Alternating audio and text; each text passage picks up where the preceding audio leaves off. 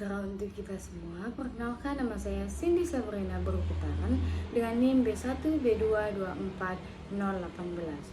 Pada kesempatan ini saya akan menyampaikan tugas dengan mata kuliah Teori Politik yang diajarkan oleh Pak Hatta Abdi Muhammad SIP MIP. Semoga materi yang saya sampaikan dapat bermanfaat bagi kita semua. Baik, di sini saya akan menjelaskan suatu masalah krusial di Indonesia, yaitu tentang perekonomian yang tidak merata di Indonesia. Masalah perekonomian yang tidak merata di Indonesia merupakan isu kompleks yang memerlukan perhatian serius dan komprehensif. Dalam konteks keadilan, terdapat beberapa konsep yang dapat digunakan untuk memahami masalah ini, yaitu liberalisme dan utilitarisme.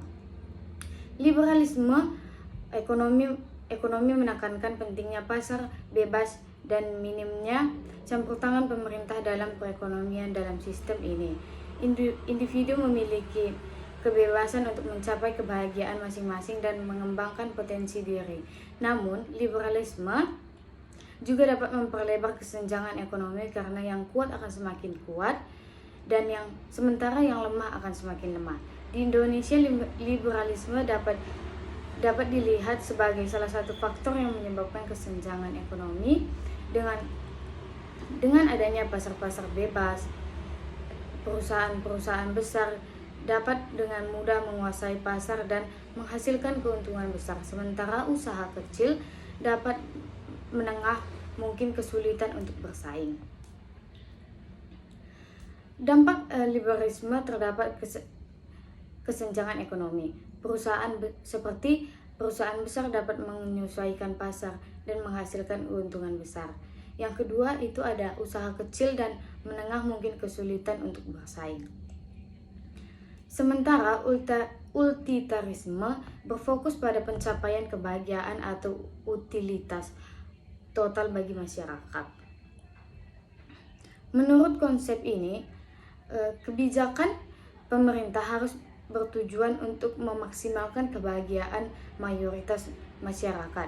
Namun, utilitarisme juga memiliki kritik, yaitu dapat mengabaikan hak-hak individu dan kepentingan minoritas. Dalam konteks kesenjangan ekonomi di Indonesia, utilitarisme mungkin akan mendukung kebijakan yang memberikan manfaat besar bagi mayoritas masyarakat, meskipun itu berarti mengorbankan kepentingan individu atau kompleks tertentu. Misalnya kebijakan redistribusi pendapatan melalui pajak dan dapat meningkatkan kebahagiaan total masyarakat, tetapi juga dapat mengurangi insentif bagi individu untuk bekerja sama. Dampak utilitarisme terhadap kesenjangan ekonomi, yaitu yang pertama, kebijakan pemerintah dapat memberikan manfaat besar bagi mayoritas masyarakat. Yang kedua itu dapat mengurangi insentif bagi individu untuk bekerja sama.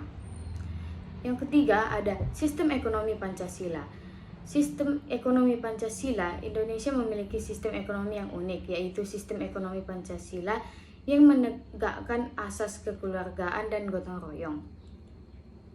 Sistem ini bertujuan untuk menciptakan perekonomian yang lebih adil dan merata dengan peran aktif negara dalam mengatur dan mengelola sumber daya ekonomi. Dalam sistem ekonomi Pancasila, pemerintahan memiliki peran penting dalam melindungi kepentingan masyarakat luas dan memastikan kesejahteraan rakyat. Hal ini dapat dilakukan melalui kebijakan-kebijakan seperti subsidi, bantuan sosial, dan program pengentasan kemiskinan. Dengan demikian, masalah kesenjangan ekonomi di Indonesia memerlukan pendekatan yang komprehensif dan berkeadilan dengan mempertimbangkan kepentingan semua pihak dan memastikan bahwa kebijakan yang diambil dapat memaksimalkan kebahagiaan total masyarakat. Keadilan dalam liberalisme dan utilitarisme. Keadilan dalam liberalisme berfokus pada perlindungan hak-hak individu dan kebebasan individu. prinsip-prinsip keadilan yang utama dalam keadilan distribusi, yaitu setiap individu memiliki hak yang sama untuk menikmati kebebasan dan kesempatan yang sama. Keadilan liberalisme juga menekankan kepentingan aturan hukum yang adil dan netral, serta perlindungan terhadap hak-hak minoritas. Contoh keadilan dalam liberalisme dapat diwujudkan dalam bentuk perlindungan hak asasi manusia, kebebasan berbicara, dan kebebasan beragama. Keadilan dalam utilitarisme. Keadilan dalam utilitarisme berfokus pada pencapaian kebahagiaan atau utilitas total bagi masyarakat. Prinsip keadilan utama dalam prinsip utilitas yaitu tindakan yang paling baik adalah tindakan yang memaksimalkan kebahagiaan atau utilitas total bagi masyarakat. Keadilan utilitarisme menekankan pentingnya pertimbangan biaya dan manfaat dari suatu tindakan atau kebijakan serta memastikan bahwa kebahagiaan total masyarakat dioptimalkan. Contohnya yaitu ada keadilan dalam utilitarisme dapat diwujudkan dalam bentuk kebijakan yang memprioritaskan kebutuhan mayoritas masyarakat seperti pembangunan infrastruktur publik atau program kesehatan masyarakat. Jadi solusi untuk mengatasi kesenjangan ekonomi di Indonesia, pemerintahan perlu melakukan beberapa hal. Yang pertama itu ada pemerintah dapat memberdayakan usaha mikro, kecil, dan menengah, memberikan bantuan dan subsidi untuk meningkatkan kemampuan bersaing dan pendapatan mereka. Yang kedua itu ada pemerintahan perlu mengatur dan mengawasi pasar untuk mencegah praktik monopoli dan memastikan persaingan yang sehat. Dengan demikian, usaha kecil dan menengah dapat bersaing dengan perusahaan besar secara adil. Yang ketiga itu ada pemerintah perlu meningkatkan akses terhadap pendidikan dan kesehatan untuk memastikan bahwa semua warga negara memiliki kesempatan yang sama untuk meningkatkan kualitas hidup. Hal ini dapat dilakukan melalui program-program seperti beasiswa, bantuan kesehatan, dan lain-lain. Terakhir itu ada pemerintahan perlu melakukan pengawasan dan evaluasi yang efektif terhadap kebijakan yang diambil untuk memastikan bahwa kebijakan tersebut efektif dalam mengatasi kesenjangan ekonomi. Dengan melakukan hal-hal tersebut, kita dapat menciptakan masyarakat yang lebih adil dan sejahtera, di mana semua warga memiliki kesempatan yang sama untuk meningkatkan kualitas hidupnya. Baik, selanjutnya itu ada konsep keadilan liberalisme. Liberalisme adalah sebuah ideologi politik yang menekankan pentingnya kebebasan individu, keadilan, dan kesetaraan. Konsep keadilan dalam liberalisme berfokus pada perlindungan hak-hak individu dan kebebasan individu. Liberalisme percaya bahwa individu memiliki hak-hak dasar yang tidak dapat diganggu-gugat oleh pemerintah. Prinsip-prinsip liberalisme yang pertama itu ada kebebasan individu. Liberalisme percaya bahwa individu memiliki kebebasan untuk membuat pilihan dan keputusan tentang hidup mereka. Yang kedua itu ada kesetaraan. Liberalisme percaya bahwa semua individu memiliki kesetaraan dalam hak-hak dan kesempatan. Yang ketiga itu ada keadilan distributif. Liberalisme percaya bahwa keadilan distributif harus berdasarkan pada prinsip keadilan dan kesetaraan. Dan selanjutnya ada contoh keadilan liberalisme. Contoh keadilan liberalisme yang pertama itu ada hak asasi manusia. Liberalisme percaya bahwa hak asasi manusia harus dilindungi dan dihormati oleh pemerintah dan masyarakat. Yang kedua itu ada kebebasan berbicara. Liberalisme percaya bahwa individu memiliki kebebasan untuk berbicara dan mengungkapkan pendapat mereka tanpa takut akan adanya penindasan.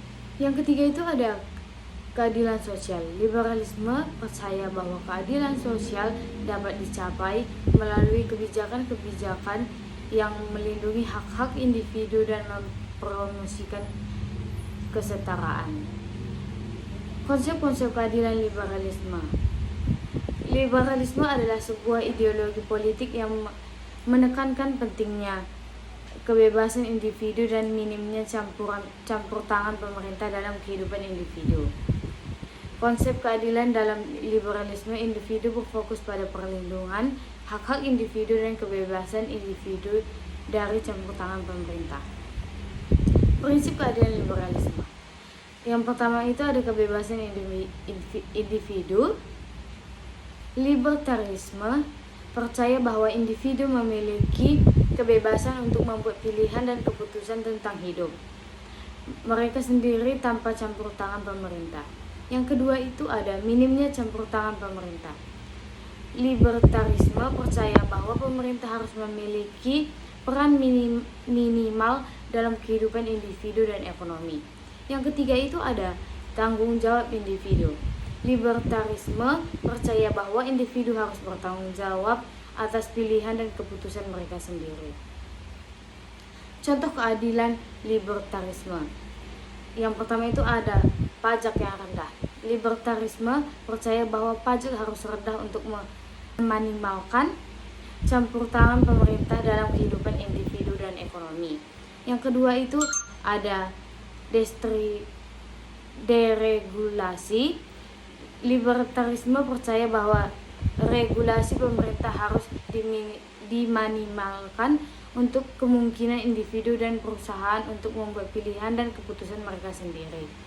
Yang ketiga itu ada kebebasan untuk membuat pilihan.